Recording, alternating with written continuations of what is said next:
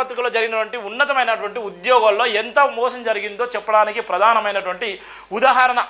ఇలా గ్రూప్ 1 ఫలితాల విషయంలో గ్రూప్ 1 వచ్చిన తర్వాత ఏ విధంగా మోసం జరిగింది, గతంలో ఉన్నటువంటి గ్రూప్ 1 గ్రూప్ 2 సంబంధించినటువంటి అంశాల్లో ఎంతవరకు మోసం జరిగిందో, ఆ ప్రభుత్వం ఏ విధంగా కుప్పకూలిపోయిందో మన అందరూ తెలుసు. బీఆర్ఎస్ ప్రభుత్వం నిరుద్యోగ యువత 30 లక్షల మంది నిరుద్యోగ యువతీ యువకులు రోడ్ల మీదకి వచ్చి తీవ్రమైన ఇబ్బందులు పడ్డ సందర్భంలో ఈ ప్రభుత్వం నిజంగా చిత్తశుద్ధి లేని ప్రభుత్వం అని చెప్పినప్పటికీ యువత ఆనందం లేక, ఆర్థికమైన ఇబ్బందులు తట్టుకోలేక వచ్చినటువంటి గ్రూప్ 1 నోటిఫికేషన్ను అవి చూసి సంబరపడ్డ సందర్భంలో ఇవాళ అవి కూడా బట్టబయలైపోయి మోసం చేసి అవి చేయడం వల్ల ఇలా ఆ 30 లక్షల మంది నిరుద్యోగ యువత రోడ్ల మీదకి వచ్చిన సందర్భంలోనే ఇవాళ బీఆర్ఎస్ ఓడిపోయిందని అదొక ఉదాహరణ.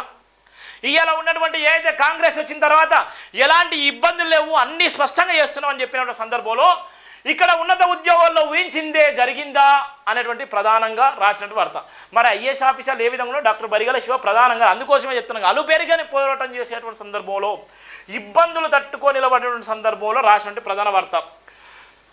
సభ్యుల కోర్టుకు నోటిఫికేషన్ విడుదల చేశారు, సకాలంలో ఎందుకు నింపలేకపోయారు, ప్రధాన సమస్యలు సారుపేతకు రాకముందే ఫలితాలు ఎలా విడుదల చేశారు, సీనియర్ ఐఏఎస్ అధికారికి కోరం లోపం తెలియదా, సారు చుట్టూ చక్రం తిప్పిన నాయకుడెవరు, నిరుద్యోగులకు తెలంగాణ ప్రజలకు సమాధానం చెప్పండి, ఆ రెండు సామాజిక వర్గాలకు చక్కని మార్కులు ఎలా సాధ్యమయ్యాయి, వాల్యుయేషన్ ఎక్స్పర్ట్ అనుభవం అర్హతలు చెప్పగలరా, కాలక్రమేణా వెలుగులోకి రానున్న గ్రూప్ 1 అసలు నిజాలు డాక్టర్ బరిగల శివ ప్రధానంగా రాసిన వార్త.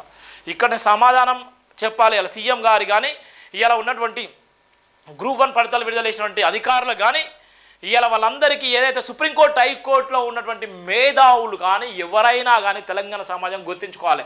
ఇక్కడ జరిగినటువంటి లోపాలు కోరం లేకుండా ఎలా ప్రకటన చేస్తారు, ఒకవేళ నిజంగా ఫలితాలు విడుదల చేయాలనుకుంటే ఎంతమంది సభ్యులు ఉండాలి, నిజంగా గ్రూప్ 1 సంబంధించినటువంటి కీ విడుదల చేసినప్పుడు దానికి సంబంధించినటువంటి ఏదైతే ఓఎంఆర్ షీట్ ఉందో ఎందుకు బయట పెట్టలేకపోతున్నారు, ఎందుకు పబ్లిక్ డొమైన్లో పెట్టలేకపోతున్నారు, మిగతా పెట్టినప్పుడు గ్రూప్ 1 సంబంధించినటువంటి లిస్ట్ ఎందుకు బట్టబయలు వేయలేకపోతున్నారు, ఎవరు నిజంగా గొప్ప చదువుకున్నారు, ఏ కులాలకు మాత్రమే గొప్పగా మార్కులు వచ్చినాయి వాళ్ళు మాత్రమే ఎందుకు సెలెక్ట్ అయిపోయారు, మిగతా వాళ్ళు ఎందుకు కాలేదు, ఎస్సీ ఎస్టీ బీసీలు ఎందుకు కాలేదు, ఒక 2 కులాలకే ఇలా అత్యధిక మార్కులు ఎందుకు వచ్చాయి, ఇది కూడా గాంబ్లింగ్ జరిగింది అని చెప్పడానికి జేబీ దినపత్రిక దగ్గర అనేకమైనటువంటి సాక్ష్యాలు ఉన్నాయి.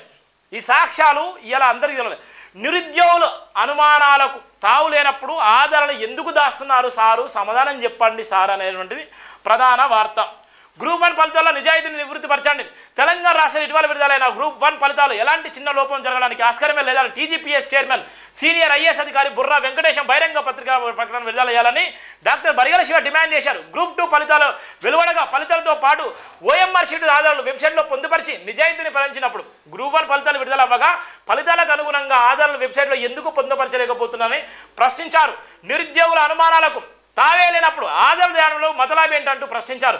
గ్రూప్ 1 మెయిన్ రాత పరీక్ష సమయంలో పోలీసు ఉన్నతాధికారులు ఆయా రాత పరీక్ష సెంటర్ల చుట్టూ కట్టుదిట్టమైన భద్రత వలయంలో ఏర్పరిచి కొన్ని ప్రాంతాల్లో నైతే 144 సెక్షన్ అమలులోకి తీసుకొచ్చి పరీక్ష నిర్వహించబడుతున్న సెంటర్లో చిన్న లోపం జరగకుండా కట్టుదిట్టమైన భద్రతను కల్పించి రాత పరీక్షను విజయవంతం పూర్తి చేయబడుటకు శక్తియుక్తులకు ప్రయాణించి పరీక్ష నిర్వహణ విజయవంతం పూర్తి చేయించారు. తదుపరి జరిగిన క్రమ పద్ధతిలో పలు రకాల అవకతవకలకు జరిగినట్లుగా రాష్ట్ర వ్యాప్తంగా గ్రూప్ 1 మెయిన్ రాత పరీక్షకు అర్హులైన అభ్యర్థులు రాష్ట్ర వ్యాప్తంగా పలు అనుమానాలకు వ్యక్తపరుస్తున్నారు. ప్రధానంగా గ్రూప్ 1 పరీక్ష ఫలితాలకు అభ్యర్థులు పొందిన మార్కులను అనుగుణంగా రాత పరీక్షలో కొనసాగించిన ఎన్ఆర్ దీపంలతో పాటు రాత పరీక్ష సమయంలో దీపంలో పొందుపరిచిన ఓఎంఆర్ షీట్ నెంబర్తో పాటు ఫలితాలు తదుపరి మార్కులు పొందుకున్న అభ్యర్థి ఓఎంఆర్ షీట్ నెంబర్ను జత చేసి రాష్ట్ర వ్యాప్తంగా చెప్పాల్సిన బాధ్యత ఉండే. మరి ఏం చేస్తున్నారు, ఇక్కడ ఉన్నటువంటి నేపథ్యంలో గ్రూప్ 2 ఫలితాలను కూడా మొత్తం పబ్లిక్ డొమైన్లో పెట్టినప్పుడు మరి గ్రూప్ 1 ఫలితాలు కూడా పెట్టాలి కదా, మరి ఎందుకు పెట్టలేకపోతున్నారు అంటే గతంలో బీఆర్ఎస్ ఏం చేసిందో ఇవాళ కాంగ్రెస్ ప్రభుత్వం కూడా అదే చేసింది. గ్రూప్ 1 ఫలితాలను కూడా తారుమారు చేసింది, కొంతమందికి అమ్ముకున్నటువంటి ఆరోపణలు కూడా వస్తున్నాయి. ఇవాళ నిరుద్యోగులు కూడా దాని మీద మొత్తుకోవడానికి ఇది ఒక ఉదాహరణ అని చెప్పడానికి ఇది ఒక ప్రధానమైనటువంటి వార్త. ఈ ప్రధాన వార్తను కూడా మనం చూస్తున్నాం. ఇది ప్రధానంగా ఉన్నటువంటి జేబీ దినపత్రికలో ఉండే ప్రధాన వార్త. ఎందుకోసమంటే ఇవాళ ఏది ఏమైనప్పటికీ ప్రజా సమస్యలు, ప్రభుత్వ సమస్యలు, సమాజం పట్ల బాబాసాహెబ్ అంబేద్కర్ ఇచ్చిన నినాదంలో భాగంగా ఇవన్నీ చెప్పడానికి ఒక ఉదాహరణ. ఇక చూడండి, విడుదలైన 563 గ్రూప్ 1 ఉద్యోగుల కోసం హైయెస్ట్ మార్కులు సాధించిన అభ్యర్థులు ఆధారాలను టీజీపీఎస్సీ వెబ్సైట్లో పొందుపరిచి అధిక నిజాయితీని నిరూపించుకోవాలని నిరుద్యోగుల తరపున డిమాండ్ చేశారు. అభ్యర్థులు మేల్ రాత పరీక్షకు అనుగుణంగా పేపర్ వాల్యుయేషన్ చేసిన సబ్జెక్ట్ ఎక్స్పర్ట్ అధ్యాపక ఆచార్యులు అనుభవాల అర్హతలు నిజాయితీగా బయటపెట్టాలన్నారు. భారతదేశ అత్యున్నత న్యాయస్థానమైన సుప్రీంకోర్టులో జరుగుతున్న ప్రధాన కేసుల విచారణకు సంబంధించిన వాదోపవాదాలు దేశవ్యాప్తంగా ప్రపంచవ్యాప్తంగా లైవ్ టెలికాస్ట్ చేయబడటకు తగిన అవకాశం కల్పిస్తున్న సుప్రీంకోర్టు గ్రూప్ 1 ఫలితాల్లో నిజాయితీ ఉద్యోగ భర్తీ కోసం నిర్మించబడిన నియామక ప్రక్రియలోని ఫలితాల ఆధారాలు ఎందుకు రహస్యంగా దాస్తున్నారంటూ ప్రశ్నించారు. తెలంగాణ ప్రభుత్వం ఏరి కోరి తెచ్చుకున్న సీనియర్ ఐఏఎస్ అధికారి బుర్రా వెంకటేశం గ్రూప్ 1 నోటిఫికేషన్ మొదలుకొని ఫలితాలు విడుదల వరకు జరిగిన ప్రతి నిగూఢమైన అంశాలను ప్రతి పత్రికాముఖంగా రాష్ట్ర ప్రజలకు దేశ ప్రజలకు తెలియాల్సిన అవసరం ఎంతైనా ఉందన్నారు. ఈ రెండు సామాజిక వర్గాలకు ఎక్కువ మార్కులు రావడం పలు అనుమానాలకు దారిస్తున్నప్పటికీ అలాంటి అనుమానాన్ని నివృత్తిపరచాలంటే చైర్మన్ రాష్ట్ర ప్రజలకు సమాధానం ఇవ్వాల్సిన అవసరం ఉందన్నారు.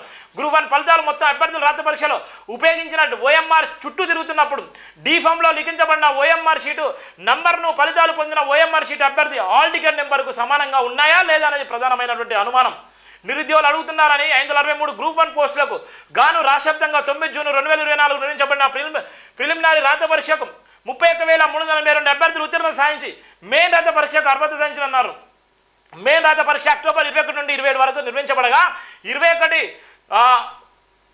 21,093 మంది అభ్యర్థులు అన్ని పేపర్లకు రాత పరీక్షలు పాల్గొని 67.17% పరీక్షకు హాజరైనట్లుగా గతంలో అధికారులు విడుదల చేసిన ఆధారాలు తెలియజేస్తున్నారు. ప్రస్తుతం తెలంగాణ రాష్ట్రంలో నెలకొన్న ఏకైక అనుమానం ప్రభుత్వ ఉద్యోగంలో రాత పరీక్షలకు ముందుగానే అనుకున్న వర్గాలకు కేటాయించుకోవడం కోసం విశేష ప్రయత్నాలు కొనసాగించుకొని ఫలితాలు చివరి దశకు చేరే వరకు అట్టి అభ్యర్థులకు పెద్దపీట వేస్తున్నట్టు వస్తున్న అనుమానాలతో ఎంతవరకు నిజం ఉందో ఎంతవరకు అబద్ధం దాగి ఉందో తెలియదు. కానీ ఫలితాల విడుదల తరంతరం జరుగుతున్న పరిణామాలను బేరజ్జి వేస్తూ టీజీపీఎస్సీ చైర్మన్ పూర్ణమైన ఆదరణ తెలియపరచాలన్నారు. గతంలో బహిరంగ జరిగిన లోపాలకు గాను సుప్రీంకోర్టు గ్రూప్ 1 నియామక ప్రక్రియను రద్దుపరచగా నేడు విడుదలైన ఫలితాల్లో తావిస్తున్న అనుమానాలను పరిస్థితులు ఎటు దారి తీస్తాయో పరీక్షించాలన్నారు. సంవత్సరాల తరబడి లైబ్రరీలకు బానిసలైన కష్టపడి చదువుకున్న నిరుద్యోగులకు అన్యాయం జరిగిందని రాష్ట్ర వ్యాప్తంగా అన్ని విశ్వవిద్యాలయాల్లో నిరుద్యోగులకు పట్టణం బాట పడుతున్నట్లు విశ్వసనీయ సమాచారం. అధికారులు నిజాయితీని ప్రకటించినప్పుడు ప్రభుత్వాన్ని కానీ నిరుద్యోగులను కానీ ప్రజలను కానీ తెలంగాణ సమాజాన్ని కానీ మోసం చేయాల్సిన పని లేదన్నారు. గ్రూప్ 1కి సంబంధించిన ఆధారాన్ని పక్కాగా ఫలితాలకు అనుగుణంగా టీజీపీఎస్ వెబ్సైట్లో పొందుపరచాల్సిందే అంటూ డిమాండ్ చేశారు. లేదంటే నిరుద్యోగులు ఊహించి అనుమానిస్తున్న అనుమానాలకు తావిచ్చిన వారు అవుతారని ప్రత్యక్షంగా హెచ్చరించిన నేపథ్యం ఉంది. ఇక్కడ జైవిన్ దినపత్రికలో ఒక దమ్ము ధైర్యం ఉంది కాబట్టి ఈ విధంగా రాస్తుంది.